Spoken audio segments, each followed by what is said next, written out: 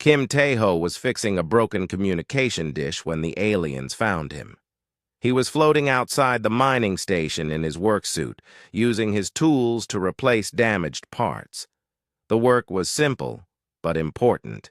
Without the dish, the station could not talk to other ships or planets. Tae-ho had been doing this job for 3 years. He liked the quiet of space and the simple problems that machines gave him. When something broke, he could fix it. When something was dirty, he could clean it. It was much easier than his old job teaching students about philosophy. Students always asked hard questions that had no clear answers. The alien ship appeared, without warning. One moment, Tae-ho was alone with the stars. The next moment, a huge dark ship was floating near the station. It was 3 times bigger than the mining station and shaped like a long knife. Strange lights moved across its surface, in patterns that hurt to look at. Tae-ho stopped working and stared at the ship. This was humanity's first meeting with aliens, though he did not know it yet. He reached for his radio to call the station, but nothing happened. The radio was dead. All his tools had stopped working too. A bright light came from the alien ship and covered Tae-ho. He felt strange, like he was floating in thick water. Then everything went dark. When Tae-ho woke up, he was lying on a cold metal floor. The room was dark, with walls that seemed to move when he was not looking directly at them. Strange sounds came from everywhere, clicking, humming, and something that might have been breathing. 3 aliens stood around him. They were tall and thin, with gray skin that looked wet. Their heads were too large for their bodies, and their eyes were completely black. They had no noses, just small holes in their faces. When they moved, they made no sound at all. The aliens spoke, but not with their mouths. Their voices appeared. Inside Tae-ho's head, cold and sharp like metal scraping against bone. "The creature is awake," said one voice. "It appears weak," said another. "Like the others we have taken." "All creatures are weak before the Velnari," said the third voice. This one felt stronger, more important. "We are the masters of mind and thought. This human will tell us everything about its species." Tae-ho sat up slowly. His head hurt, and his mouth was dry. "Where am I?" he asked out loud. "What do you want?" The aliens looked at each other. The important one stepped closer. "You are on our ship, creature. You will answer our questions." "My name is Kim Tae-ho," he said, trying to stay calm. "I was just working. I have not done anything wrong." "Names do not matter," the alien said. "You are human. That is enough." The alien that had spoken first moved to a wall covered in strange controls. Lights flashed as it touched different spots. "Captain Krex, the human seems normal. Its mind feels simple like the others we have studied." The important alien, Captain Krex, made a sound like laughing but colder. "All non-Velnari minds are simple. This human will be easy to break." Another alien entered the room. This one was different. It wore long robes that seemed to be made of liquid shadow. Its eyes glowed with a dim blue light. When it moved, the air around it seemed to bend and twist. "High Priest Nothvek," Captain Krex said, and his mental voice became respectful. "The human is ready for questioning." High Priest Nothvek stared at Tae-ho with his glowing eyes. Tae-ho felt something cold touch the edges of his thoughts like fingers made of ice. "This creature's mind is undefended," the priest said. "I can see its surface thoughts easily. It thinks about tools and broken machines." "Yes," Tae-ho said. "I fix things." It is my job. The priest made the cold, laughing sound. Your job does not matter anymore, human. I will take everything from your mind, your technology, your weapons, your planet's location. You will tell us how to conquer your species. I do not know about weapons, Tejo said honestly. I just fix communication equipment. You will know more than you think, the priest said. All creatures carry the knowledge of their species in their minds. I will find it all. Captain, Krex turned to the other aliens. Prepare the ship for departure. Once the priest finishes with this human, we will know everything we need to plan our attack on their homeworld. What if other humans come looking for this one? Asked one of the crew. Humans are a new species, Captain Krex said.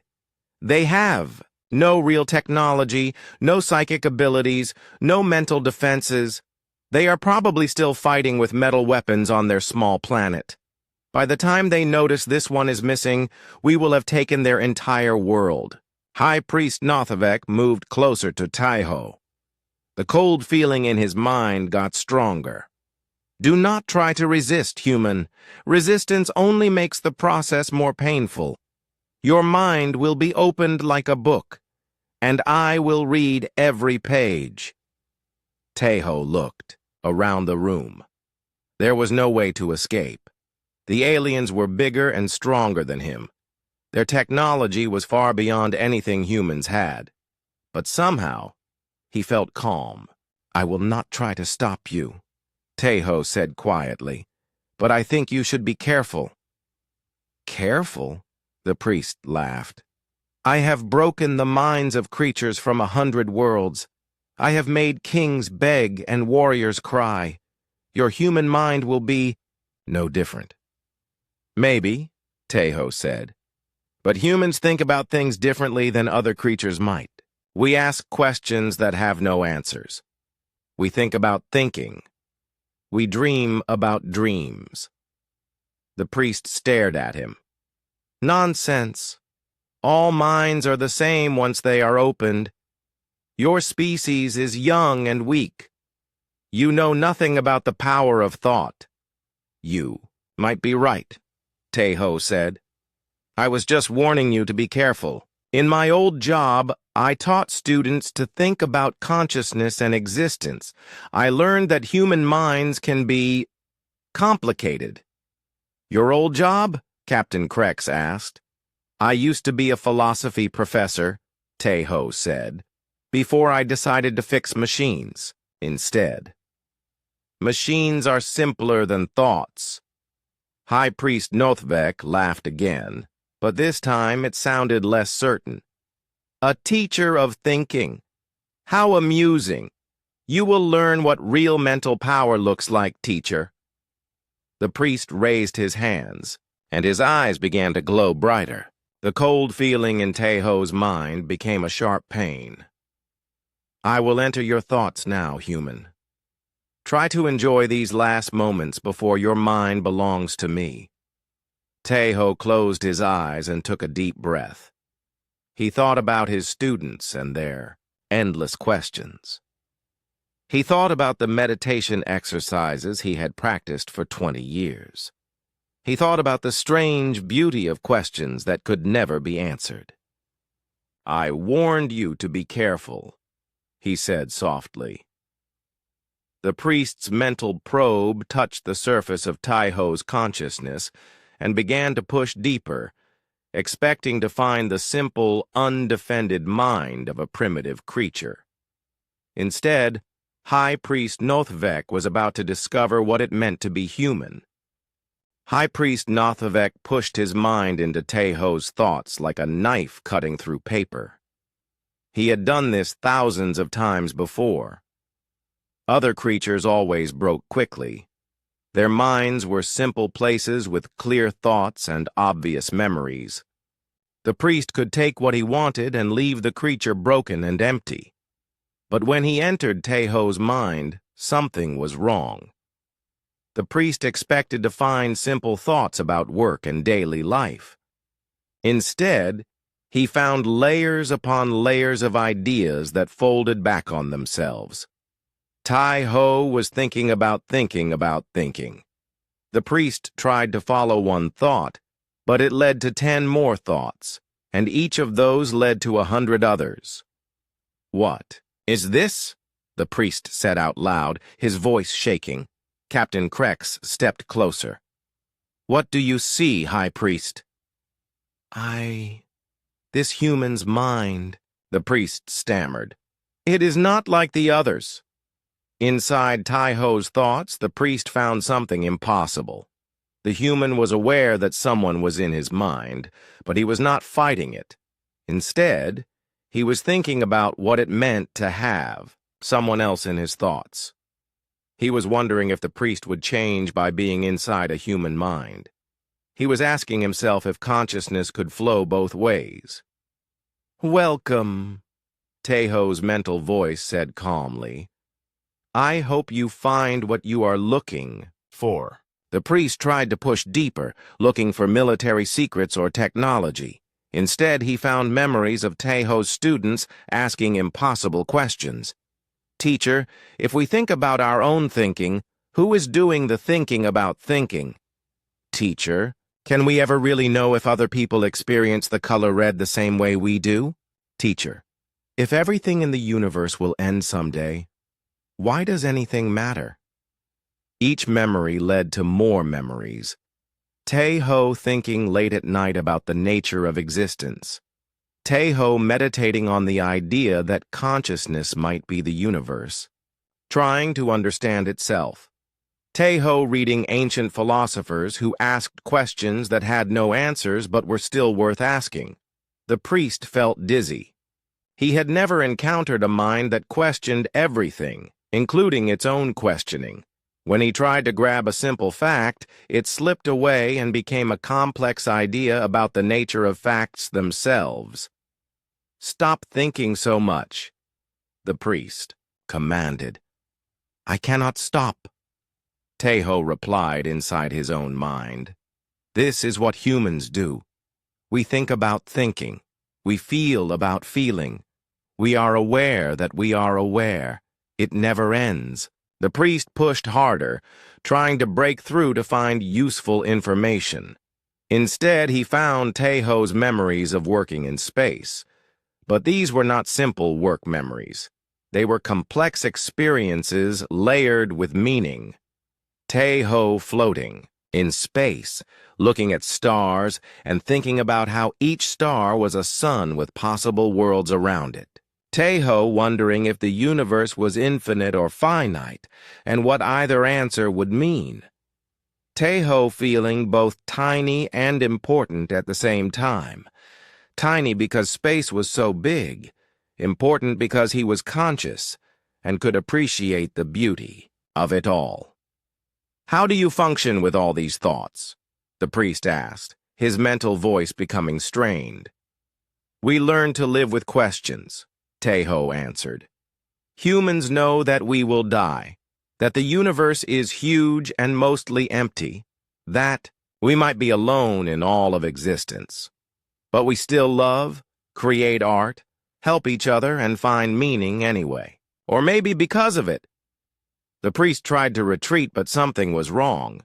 Tai-Ho's thoughts were following him back. The human consciousness was flowing through the mental connection like water through a broken dam. Suddenly, the priest experienced what it was like to be human. He felt the weight of knowing that life was temporary. He felt the strange joy of creating something beautiful that would not last forever. He felt the complex love humans had for each other. Love that existed despite knowing that everyone they loved would die someday. "Stop!" the priest screamed, both in his mind and out loud. "This is impossible!" Captain Krex watched as his high priest began to shake and sweat. "What is happening?" The priest gasped. "Its mind is too big, too complex. I cannot contain it." Inside the mental connection, Tai-Ho was not trying to attack or defend. He was simply being human. He was thinking about the irony of an alien trying to understand human thoughts. He was wondering what the alien's homeworld looked like. He was feeling sad that their first meeting had to involve force instead of friendship. But human sadness was not simple. It was mixed with hope that things could be better, acceptance that they might not be, curiosity about what would happen next, and a strange appreciation for the complexity of the situation itself. The priest experienced all of this at once. His mind, trained to think in straight lines and clear categories, could not handle the contradictions. Humans could be sad and happy at the same time. They could believe in something while doubting it. They could act with purpose while knowing that their actions might be meaningless in the grand scheme of things. "How do you live like this?" the priest cried out. "Practice," Tejo answered simply. "Lots of practice." The priest tried to close the mental connection, but it was too late. More human concepts were flowing into his mind, the idea that questions could be more important than answers. The concept that not knowing something completely could be better than knowing it partially. The human habit of finding beauty in temporary things. "I need help," the priest called out to the other aliens in the room. 2 more Velnari priests rushed in. Seer Vexmoth and Seer Kralveth had worked with High Priest Nothvek for many years. They were powerful telepaths who had helped break the minds of entire civilizations. "We will assist you," Seer Vexmoth said, reaching out with his mind to help contain the human. The moment his consciousness touched the mental connection, Seer Vexmoth screamed. He suddenly understood human humor, the way humans could laugh at their own problems to make them bearable. He saw jokes that were funny because they pointed out how strange and contradictory life was. He could not stop laughing, even though he was terrified. Seer Kralveth tried to help his fellow priest. "I will stabilize the connection," he said, adding his mental power to the link. Immediately, he was overwhelmed by human empathy. He felt what it was like to care about strangers, to feel pain when others suffered, even if it did not help him survive. He experienced the human ability to imagine being in someone else's place and feeling their emotions as if they were his own. All 3 priests were now connected to Tejo's mind, and all 3 were struggling with concepts their species had never developed. The Velnari were telepaths, but they used their mental powers to dominate and control. They had never learned to question themselves or think about the meaning of existence. Captain Krex watched his 3 most powerful priests writhing on the floor. High Priest Nothvek was still screaming. Seer Vexmoth was laughing hysterically. Seer Kralveth was crying as he felt the emotional pain of every creature the Velnari had ever enslaved. "Disconnect from the human," Captain Krex ordered. "We cannot," High Priest Nothvek gasped. "It's mind. It keeps asking questions. Each answer leads to more questions. There is no end to it." Tejo sat quietly in the middle of the chaos. His body was still in the alien prison cell, but his mind was having 3 conversations at once with alien telepaths who had never imagined that consciousness could be so complicated. "I am sorry," he said to all 3 of them through the mental link. "I tried to warn you. Human minds are not like other minds. We think in circles and spirals instead of straight lines.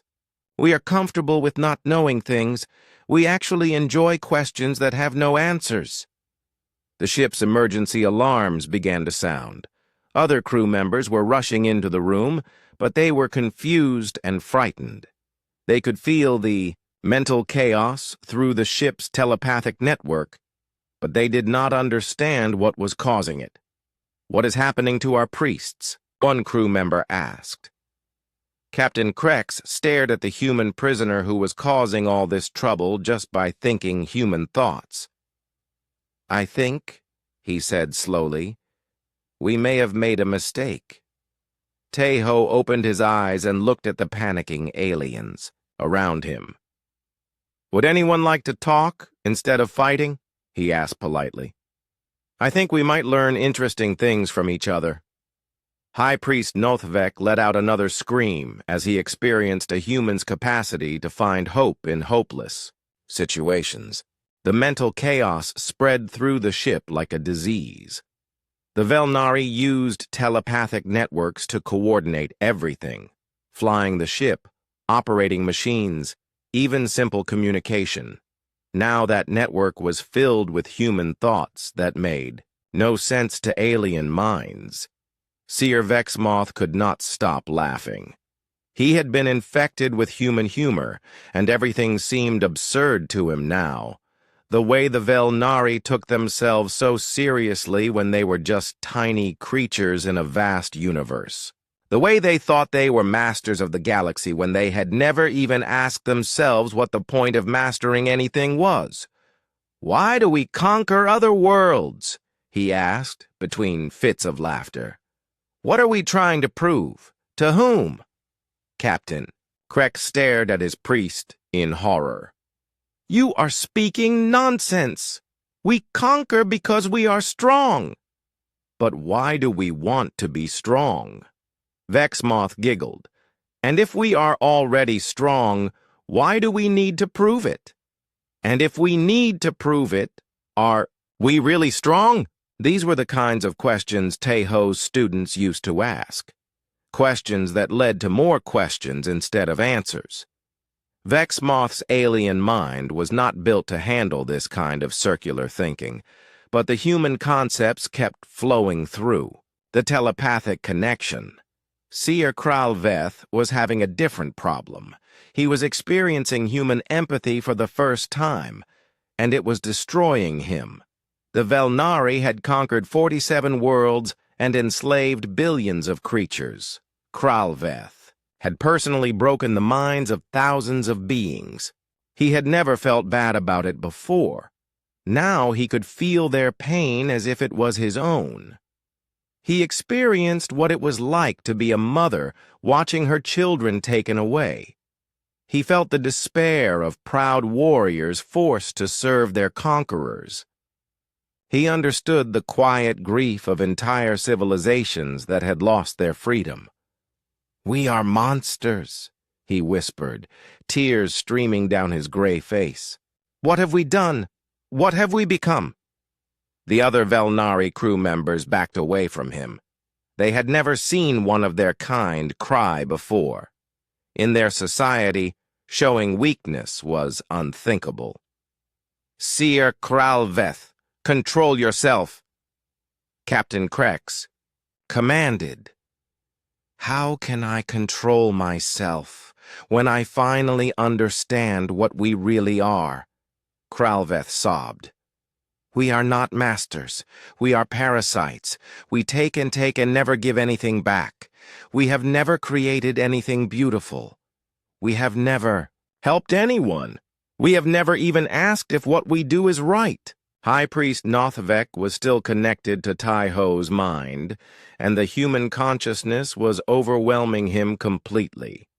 He was experiencing human memory, but not as simple recordings of events. Human memories were alive, connected to emotions, and thoughts and dreams. He lived through Tejo's childhood, feeling the wonder of a young mind, discovering that the world was full of mysteries. He experienced Tejo's first day teaching philosophy, nervous but excited to share big ideas with young people. He felt Tejo's decision to quit teaching and become a repair worker, not because he had failed, but because he wanted to find peace in simple work. But even simple work was not simple for humans. When Tejo fixed a machine, he thought about the people who built it, the materials it was made from, the long chain of events that brought it to that place. Humans could not do anything without thinking about everything, Stop thinking! The priest screamed. Just stop! I cannot stop thinking, Tejo said calmly through the mental link. That is like asking me to stop breathing. Thinking is what makes me human. More crew members rushed into the room, but they quickly became affected by the mental chaos. The ship's telepathic network was designed to keep all minds in harmony. Instead, it was spreading human concepts to every Velnari on board. Engineer. Yothnil touched the network to try to understand what was wrong, and immediately became obsessed with human concepts of time. Humans knew they would die, and this knowledge affected everything they did. They appreciated beauty because it would not last forever. They loved each other more deeply because time was limited. They found meaning in temporary things. We will live for thousands of years, Yothanel said in wonder. But we have never appreciated a single day. We have never loved anything because we thought we had forever. Navigator Zektar tried to pilot the ship away from the area, but human thoughts invaded his mind, too. He began to understand human curiosity. The desire to explore and discover not for conquest, but just to know what was out there. Humans went into space not to find new worlds to rule, but to see what wonders might exist. We have traveled to hundreds of worlds, he said slowly, but we have never really seen any of them. We only looked for what we could take. The contamination was spreading faster now. Junior priests who tried to help their superiors became infected with human concepts of art and creativity. They suddenly understood that beings could make things just because they were beautiful, not because they were useful. Security Chief Morgek experienced human concepts of justice and fairness. He realized that strength did not give someone the right to hurt others. Power should be used to protect, not to dominate. We have to stop this, Captain Krex said desperately. Seal off the telepathic network, cut all mental connections. We cannot, said Communications Officer Delvoth, who was now struggling with human concepts of love and sacrifice. The network is how we run the ship. Without it, we will drift helplessly. Captain Krex looked around at his crew. Half of them were crying, laughing, or staring in wonder at ideas they had never imagined before. The other half were too afraid to use their telepathic abilities at all. In the center of it all sat Tejo, still calm and patient. He was not trying to spread his thoughts to the aliens. He was just being human, and human consciousness was too complex for their minds to handle. What do you want from us? Captain Krex asked him directly. I want to go home, Tejo said simply. I want to finish fixing the communication dish. I want to have a cup of coffee and maybe read a book before I sleep. That is all? That is enough, Tejo replied. Humans find meaning in small things. We do not need to conquer the galaxy to feel important. We do not need to control other minds to feel powerful. We are already enough just as we are. Captain Krex stared at this strange creature who was destroying his ship without lifting a finger. How do you function with all these thoughts in your head? Practice, Tejo said again. And patience, and acceptance that some questions do not have answers, but are still worth asking. High Priest Nothvek let out another scream as he experienced a human concept that was completely alien to the Velnari. The idea that being confused and uncertain could be better than being wrong with confidence. I do not understand, the priest gasped. That is okay, Tejo said gently. Not understanding is the beginning of wisdom. Humans spend their whole lives not understanding most things. We have learned to be comfortable with mystery. The ship drifted through space as its crew struggled with concepts their minds were not built to handle. Some were breaking down completely. Others were beginning to see the universe in new ways that both terrified and amazed them. And in the center of it all, a simple human repair worker sat quietly, thinking about thinking, and waiting to see what would happen next. Someone help. Us, Captain Krex whispered. But he was no longer sure if he needed help to stop the humans' influence or help to understand it. High Priest Nothevek was no longer just reading Tai-Ho's mind. He was living inside it, experiencing what it meant to be human from the inside. The alien consciousness was trapped in an endless maze of human thoughts, memories, and dreams. He experienced Tai-Ho's memories of Earth, but they were not simple images of a planet.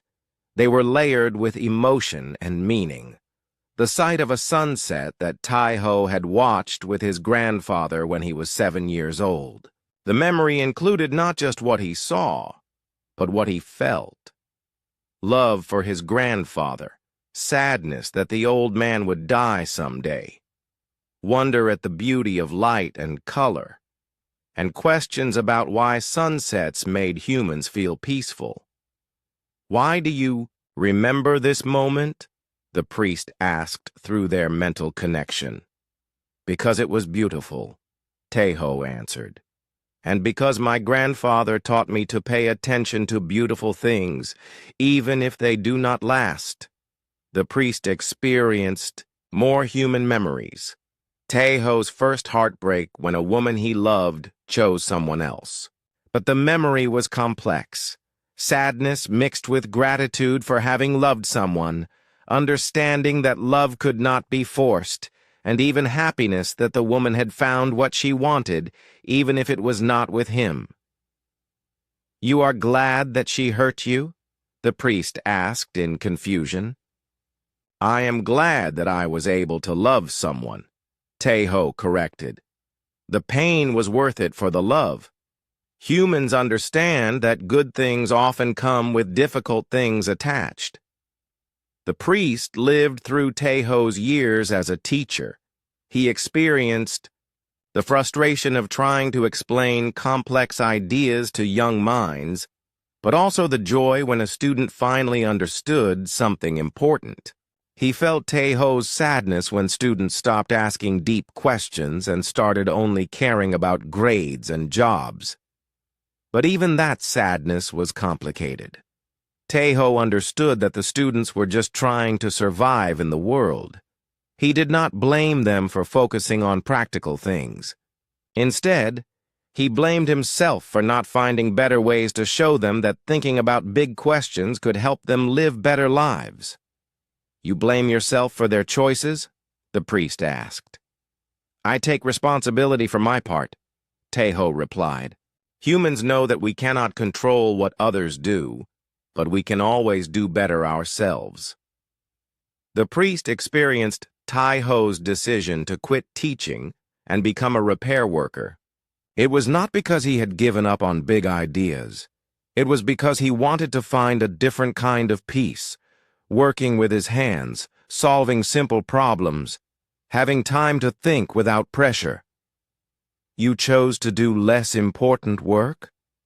The priest struggled to understand. "I chose to do work that made me happy," Tai-Ho said. "Humans know that happiness and importance are not the same thing. Sometimes the most important thing is to be content." Through the telepathic network, other Velnari were experiencing different aspects of human consciousness. They were seeing human history not as a series of events, but as a story of beings trying to understand themselves and their place in the universe. They saw humans creating art for no practical reason except that beauty mattered to them. They saw humans helping strangers who could never repay them. They saw humans asking questions about the nature of existence even when those questions made them uncomfortable. Engineer Yothanel was experiencing human scientific curiosity. Humans, did not just want to know how things worked. They wanted to understand why anything existed at all. They built machines to explore space not because they needed resources, but because they wondered what was out there. They explore just to know, he whispered in amazement. Not to conquer or take, but just to understand. Navigator Zektar was experiencing human philosophy. He lived through thousands of years of human thinkers asking the same questions over and over. What is the meaning of life? How should we treat each other? What is the right way to live? The questions never got final answers, but humans kept asking them anyway. Each generation tried to understand these problems for themselves. They knew that other people had thought about these things before, but they still needed to think about them personally. They never stopped questioning, Zektar said in wonder. Even when questioning brings pain. Security Chief Morgek was experiencing human concepts of heroism and sacrifice. He saw humans giving up their own lives to save others. But it was not simple duty or instinct. Humans chose to sacrifice because they believed some things were more important than their own survival. They died for ideas like freedom and justice. They died to protect their children's future. They died for people they had never met just because those people were also human and deserved to live. They die for strangers, Morgek said, tears flowing down his face. They choose to die for beings who cannot help them. The priest experienced Taiho's meditation practices. Humans had learned to sit quietly and think about thinking. They practiced being aware of their own awareness. They tried to understand the observer inside themselves that watched their own thoughts. What is the point of watching your own mind? The priest asked. To understand what we are, Taiho replied. Humans are curious about consciousness itself. We want to know what it means to be aware, to experience, to exist. The priest lived through human dreams, not just the strange images that came during sleep, but the hopes and wishes that drove human behavior. Humans dreamed of worlds where no one was hungry, where no one was alone, where everyone could be free to become their best selves. They knew these dreams might never come true, but they worked toward them anyway. They believed that trying to make things better was worthwhile even if they failed. You work for things you might never achieve? The priest asked. We work for things that matter, Taiho said. Success and failure are less important than trying. The priest experienced human love in all its forms. Love between partners that included both passion and deep friendship. Love between parents and children that was fierce and protective and unconditional. Love between friends that was based on understanding and shared experiences. But humans also loved ideas, art, places, and even strangers they had never met. They could love humanity as a whole while being angry at specific humans. They could love someone while disagreeing with them. How can you love what you do not like? The priest asked, his mind reeling. Love is not the same as liking, Taiho explained. Humans can love people while wishing they would make better choices. We can love humanity while seeing all our flaws. The priest experienced human death through Taiho's memories of losing his parents, his grandfather, his friends. But human, grief was not simple sadness. It was mixed with gratitude for having known these people, pride in their accomplishments, determination to honor their memory by living well. Humans knew that everyone they loved would die, but this made them love. More deeply, not less. They appreciated each moment because they knew it would not last forever. You love more because you will lose everything, the priest whispered. We love because we will lose everything, Tejo corrected gently. If we lived forever, would moments matter as much? Captain Krex watched his crew experiencing human consciousness and slowly going insane from the complexity of it. His priests were broken. His officers were crying or laughing or staring in wonder. His ship was drifting helplessly because no one could focus on simple tasks anymore. How do we stop this? He asked the only crew member who seemed unaffected, Junior Engineer Yontel, who had no telepathic abilities. Maybe we do not stop it, Yontel said quietly. Maybe we try to understand it. High Priest Nothovec let out a long, shuddering breath. He was still screaming, but now it was not from pain. It was from awe and terror at the vast complexity of human consciousness.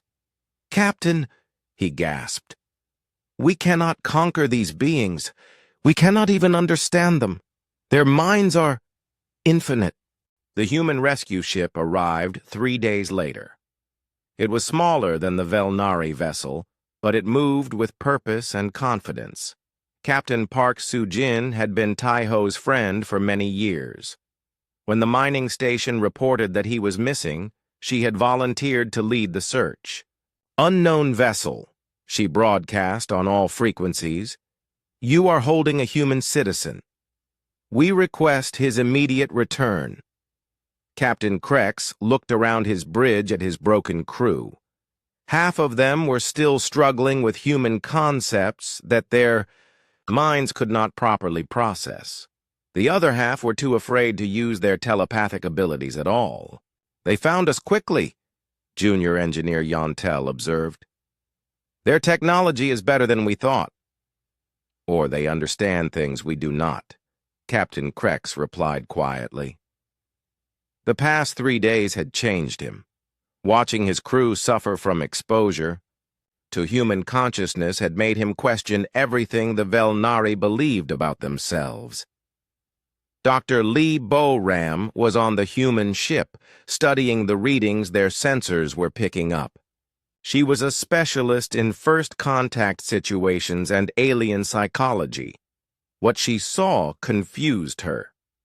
"The alien ship's energy patterns are chaotic," she told Captain Park.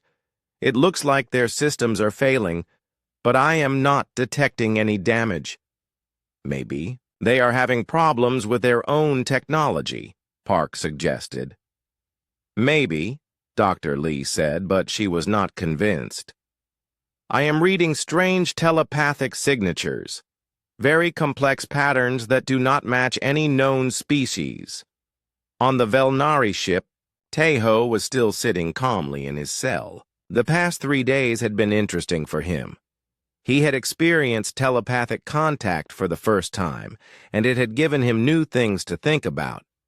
The aliens were suffering because they had tried to understand human consciousness with minds that were not built for such complexity. But Tai-ho was not trying to hurt them. He was actually trying to help them find ways to cope with the new ideas they had accidentally absorbed. "The pain will get easier," he told High Priest Nothvek, "through their mental connection." Humans learn to live with difficult questions from childhood. You can learn too, but it takes time. The priest was no longer screaming constantly, but he was still overwhelmed. "How do you bear it? All the uncertainty, all the questions without answers?" "We find beauty in the questions themselves," Tejo replied. "Not knowing everything makes life more interesting, not less." Captain Krex made a decision. He opened communication with the human ship. "Human vessel, this is Captain Krex of the Velnari Empire. We need to talk." Park was surprised. Most first contact situations were either friendly or hostile. This sounded different. Confused, uncertain, almost afraid. "We are willing to talk," she replied. "But first, return our citizen." "That is complicated," Captain Krex said. Your citizen is physically unharmed, but he has affected my crew in ways we do not understand. We may need your help to safely disconnect from him. Dr. Lee leaned forward. Affected how? There was a long pause. Finally, Captain Krex said, I think your species may be more dangerous than we thought, but not in the way we expected. An hour later, Dr. Lee was on the Velnari ship with a small diplomatic team. What she found amazed her. The alien crew was in various states of psychological distress, but not from torture or abuse. They were suffering from exposure to human concepts their minds could not properly process. Fascinating, she said, examining the readings on her instruments. They tried to read a human mind telepathically, but human consciousness is too complex for their neural structure to handle.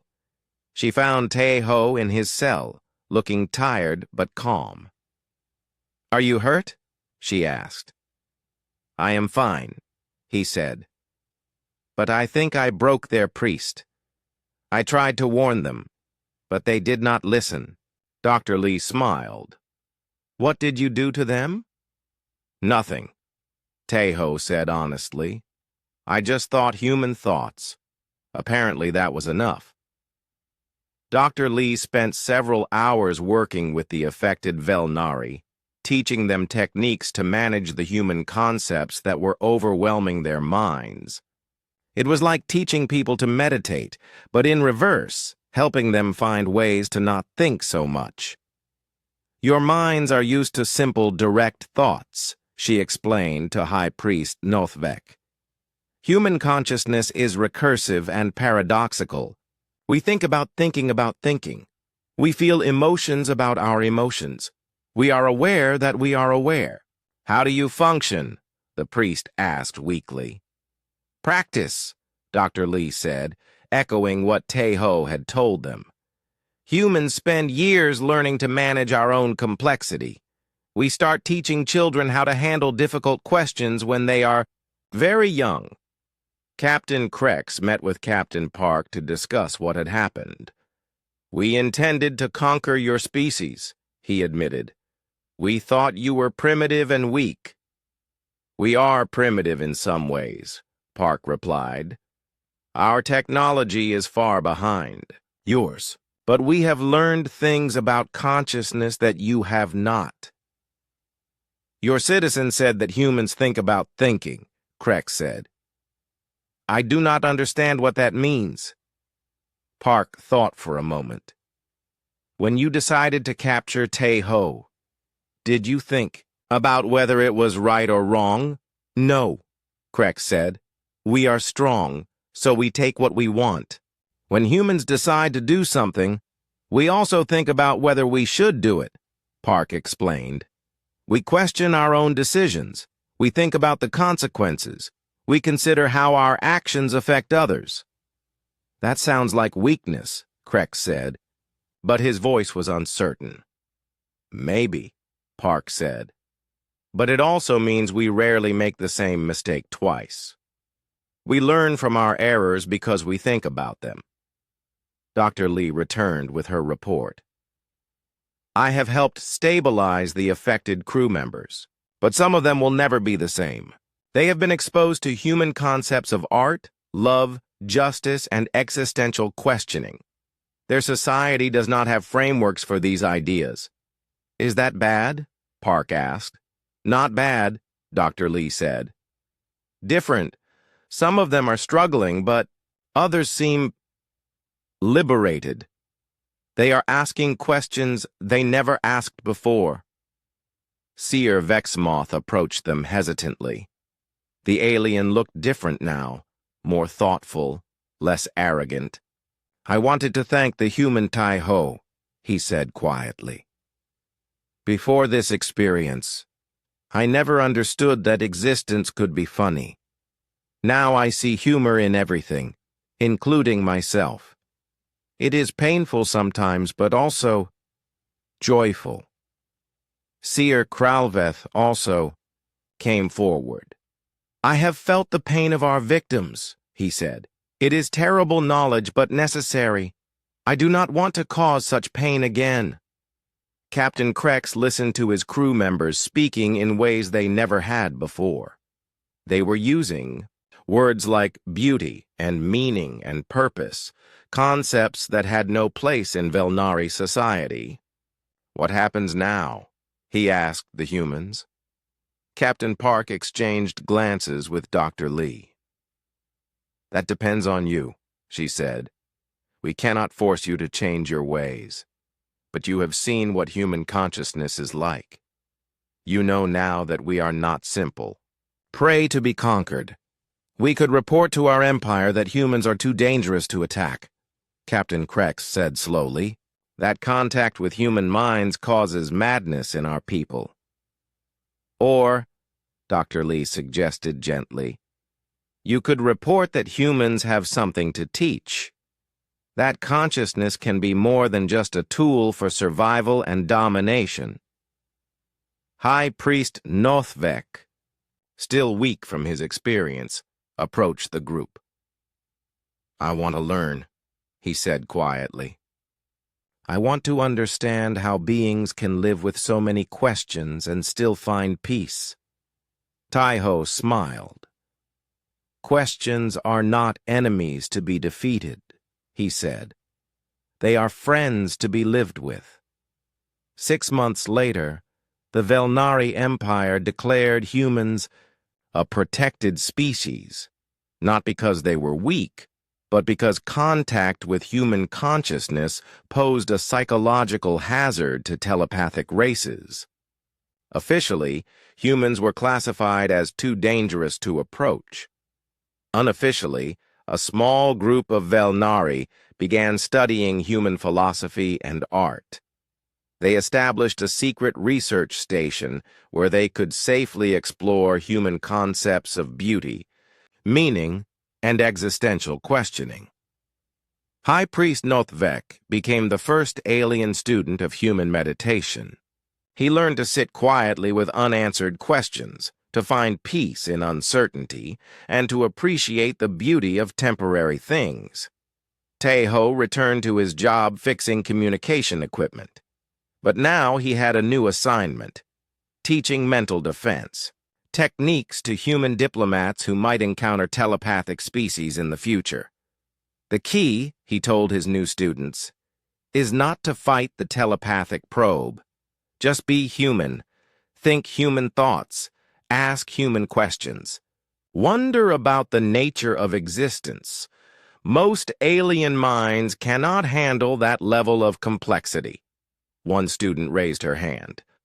What if they are stronger than us? Taiho smiled. Strength is not the same as complexity. Humans have learned to live with consciousness that questions itself. That makes us not weaker but different. And sometimes, different is the strongest thing you can be. The galaxy was a big place with many kinds of minds, but word spread quietly among telepathic species. Do not try to read human thoughts unless you are prepared to question everything you believe about existence itself. Humanity became known as the dangerous minds, feared not for their weapons but for their questions.